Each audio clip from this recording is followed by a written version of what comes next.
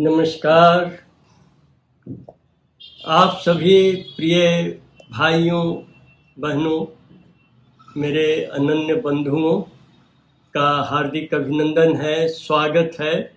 हम लोग आज के जो गहन समस्याएं हैं, आज मानव समाज, हमारी सभ्यता जिन विभिन्न प्रकार के संकटों से गुजर रही है, उसके समाधान की तलाश में ही हम लोग ये बैठक करते हैं, जिससे इस चर्चा का लाभ हमारे उन सभी समाज के हित चिंतकों, शुभ चिंतकों, मानवता के प्रेमियों को हो, जो इसके लिए काफ़ी व्याकुल हैं, छटपटाहट है जिनके मन में कि हम कैसे इन संकटों का निवारण कर सकते हैं। और जैसा कि हम जानते हैं कि आज चतुर्दिक संकट है, एक दो संकट नहीं है। व्यष्टि और समष्टि, व्यक्ति और समाज के बीच में तालमेल का अभाव है। व्यक्ति का हित और समाज का हित आज एक दूसरे से मिल नहीं पा रहा, सुखद उसका समन्वय नहीं हो पा रहा है। उसी तरह से विज्ञान और नैतिकता तथा मानवता और भौतिकता, इतना ही नहीं, जो वैज्ञानिक उन्नति और उसके साथ साथ अध्यात्म और हमारे जीवनचर्या, इन सबों के बीच में जो एक सुखद समन्वय होना चाहिए, वो अभी तक मानव समाज प्राप्त करने में असफल रहा है। और इसी मुहूर्त में, इस युग संधि काल में, जबकि हम विभिन्न प्रकार के अंतर्द्वंद्वों से गुजर रहे हैं, प्रौढ़ का आगमन हुआ है। प्रौढ़ दर्शन का, प्रौढ़ विचारधारा का एक नई चिंतन शैली का हमारे बीच में आविर्भाव हुआ है। तो इसीलिए हमने जो चर्चा आरंभ किया, वो समाज के क्रम विकास से, कि किस प्रकार से मनुष्य आपस में निकट रह करके समस्याओं को समाधान करने की चेष्टा किया उसने। और जिस क्रम में 4 प्रकार की मानसिकताओं का आविर्भाव हुआ, शूद्र मानसिकता, क्षत्रिय मानसिकता, विप्र मानसिकता और वैश्य मानसिकता।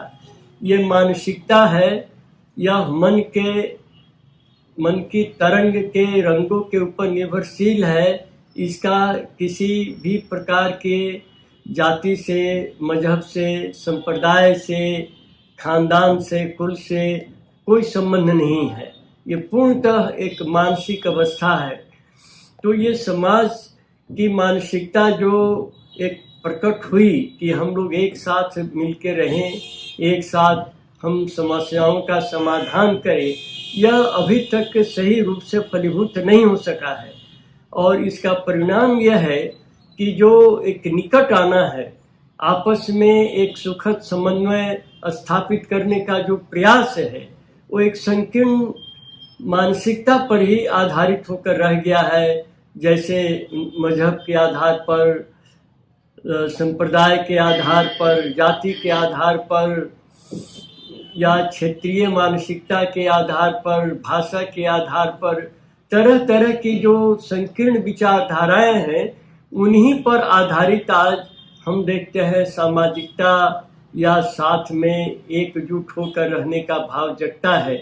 लेकिन संपूर्ण मानवता को, विश्व मानवता को हम ले चलें, एक साथ ले चलें, एक का सुख सबका सुख हो और एक का दुख सबका दुख हो, इस तरह की चीज अभी तक मनुष्य आवश्यकता ही नहीं महसूस कर सका है, ऐसा मैं कह सकता हूँ। क्योंकि वर्तमान परिदृश्य देखने से इसी तरह की विचारधारा, इसी तरह का निष्कर्ष हमें निकटता है। तो आज थोड़ा हम विचार करेंगे सामाजिक सुविचार पर, कि हम लोगों ने यह चिंतन किया कि नीतिवाद समाज की आधारशिला होनी चाहिए। हमें एक नीतिवादी, एक मोरलिस्ट सोसाइटी का निर्माण करना है, जिसके लिए एक सही शिक्षा, नव्य मानवतावादी शिक्षा, आध्यात्मिक शिक्षा, मनुष्य को संस्कार देने वाली शिक्षा का प्रयोजन है, जो बिल्कुल आधारभूत चीज है। जिसके बिना मनुष्य को सही ढंग से शिक्षित किए बिना सही मनुष्य व्यक्तित्व का निर्माण संभव नहीं है। तो अब जब सही मनुष्य का निर्माण जो करना है और एक समाज बनाना है, इसके लिए हमारे परम आदरणीय परम श्रद्धेय, मैं पूजनीय भी उनको कह सकता हूँ, उनको सदैव मैं सहृदयता से नमन करता हूँ। श्री प्रभात रंजन सरकार जो प्राउड के प्रवक्ता हैं, उसके प्रवर्तक हैं, उन्होंने कहा कि समाज नहीं बनाने का मूल कारण ये रहा कि समाज बनाने वाले जो मूल तत्व हैं वे अभी तक नदारत रहे, वो अभी तक मौजूद नहीं रहे। जिन्होंने भी प्रयास किया वो बहुत आंशिक प्रयास हुआ। तो उसमें उन्होंने 6 मुख्य बातें बताई कि आध्यात्मिक दर्शन होना चाहिए, आध्यात्मिक अनुशीलन होना चाहिए, सामाजिक अर्थनैतिक दर्शन भी होना चाहिए, सामाजिक दृष्टिकोण होना चाहिए और प्रवर्तक ग्रंथ होना चाहिए और प्रवर्तक होना चाहिए। 6 उन्होंने मुख्य बातें इस संदर्भ में बताई थी। इसमें जो सामाजिक दृष्टिकोण है ये एक बहुत महत्वपूर्ण अंग है हमारे समाज निर्माण का, क्योंकि समाज के भीतर में हम पाते हैं कि कई तरह के जो गोष्ठियां हैं, जो समुदाय हैं, आपस में कलह रहते हैं। इनको कैसे हम आपस में एक सुखद संबंध बनाएं, यह एक बहुत बड़ी चुनौती है। तो इस सामाजिक सुविचार, एक सुव्यवस्थित चिंतन, जिससे कि समाज में एक समरसता रहे, अंतर्द्वंद जो हो वो अंतर्द्वंद आगे बढ़ाने वाला हो, न कि सभ्यता को ध्वंस की तरफ ले जाने वाला हो, यह आज हमारे चिंतन का प्रमुख विषय होना चाहिए। तो इसमें जो सामाजिक सुविचार है उसमें हम देखते हैं कि कई तरह की समस्याएं हैं, जिसमें एक तो हम सबसे महत्वपूर्ण समस्या नारी और पुरुष के संबंध का है कि ये जो आपस में जो रिलेशन है कि वो कैसा होना चाहिए, किस तरह का, जिससे कि ये समाज आपस के तनाव से नहीं गुजरे, ये आपस के संबंध ऐसे हों जो सामाजिक जो गाड़ी है वो गाड़ी आगे कैसे बढ़े। यह एक बहुत महत्वपूर्ण विषय है, क्योंकि नारी और पुरुष ये 2 मुख्य स्तंभ हैं, बल्कि हम कह सकते हैं एक पक्षी के 2 डैने हैं। अगर कोई भी एक कमजोर हुआ तो समाज आगे नहीं बढ़ सकता है। तो अभी तक नारी मर्यादा की जो बात है, इस पर बहुत आज प्रवचन होते हैं, भाषण होते हैं, लेकिन नारियों की स्थिति सही नहीं है हमारे समाज में। और पश्चिम के देशों में तो एक नारी आंदोलन ही खड़ा हुआ है जो पुरुषों के अधीनता को, उनके वर्चस्व को अस्वीकार करते हैं। तो ये कैसा संबंध होना चाहिए, ये हमारे लिए सबसे महत्वपूर्ण बात है। तो इस संबंध में प्राउड का ये कहना है कि नारी और पुरुष इन दोनों के बीच का जो संबंध है वो मालिक और दासी का नहीं होना चाहिए, या सबल और निर्बल का नहीं होना चाहिए, एक शासक और शासित का नहीं होना चाहिए, बल्कि यह एक बंधुत्वपूर्ण सहयोगिता का होना चाहिए, कोऑर्डिनेटेड कोऑपरेशन का होना चाहिए, सबऑर्डिनेटेड कोऑपरेशन का नहीं होना चाहिए, सबऑर्डिनेशन नहीं होना चाहिए। कि आज नारियों की जो स्थिति है वो देखते हैं कि तरह तरह के अपराध, जिसमें बलात्कार हैं, नारियों का क्रय विक्रय भी होता है, खरीद फरोख्त, उसके बाद उनको केवल भोग की सामग्री के रूप में उपयोग किया जा रहा है। जो तरह तरह के विज्ञापन हम देखते हैं, चित्र देखते हैं, थिएटर में जो गाने देखते हैं, जो आज नारी का जिस तरह से समाज में प्रस्तुतिकरण है वो एक सम्मानजनक नहीं है। एक प्रतिष्ठा प्रदान करने वाला नहीं है, वह एक किसी प्रकार से इनके अंगों का उपयोग करके, नग्न अंगों का उपयोग करके हम लोगों को आकृष्ट कर सके। पूर्णतः एक भोगवादी मानसिकता है। तो इसके कारण नारी दोयम दर्जे की एक नागरिक की स्थिति में आ गई है। और आजकल तो भारतवर्ष में नारियों को लोकसभा विधानसभा में उनके लिए सीटों का आरक्षण हो, इसके लिए भी आंदोलन चल रहा है।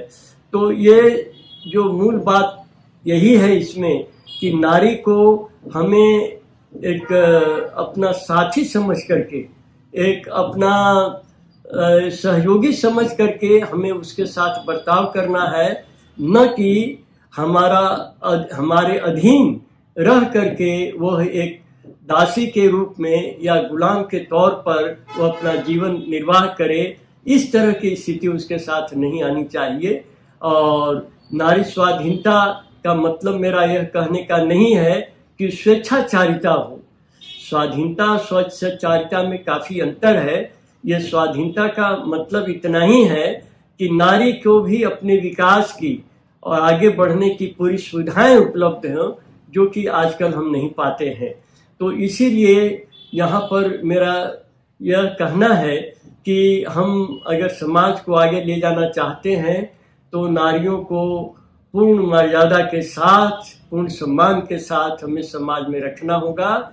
और किसी भी तरह के हीन मान्यता या महामान्यता, इंफीरियरिटी कॉम्प्लेक्स या सुपीरियरिटी कॉम्प्लेक्स दोनों के संबंधों के बीच में नहीं होना चाहिए कि नारी छोटी है, घटिया है, उसको हमारे अधीन, पुरुषों के अधीन ही रहना है। इस तरह की मानसिकता से हमें बाहर निकलना पड़ेगा।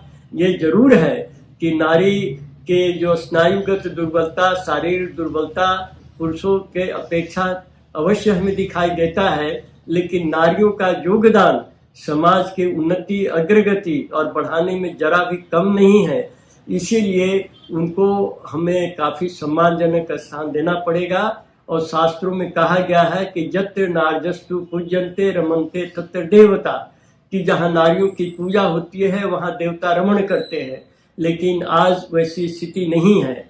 और श्री श्याममूर्ति जी ने तो कहा है कि श्री प्रभात रंजन सरकार, जो उनका पारिवारिक नाम है, उन्होंने कहा है कि my daughters and my sons are my two hands, none is inferior to other, let both of them work with same speed, same spirit and same stamina।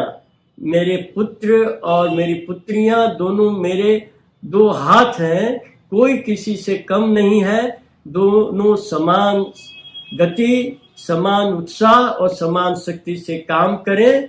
और नारियों को संबोधित करते उन्होंने कहा, as a dignified section of human society, do something for suffering humanity। इसीलिए नारियों को हम पुरुषों के बराबर ही सम्मान दें। कहीं भी किसी भी स्तर पर नारियों को पुरुष से नीचे स्थान नहीं मिलना चाहिए। यह आज के समय की आवश्यकता है और समाज को सही दिशा में ले जाने के लिए यह एक अत्यावश्यक आवश्यकता है, जिससे हमें चूकना नहीं है। नमस्कार।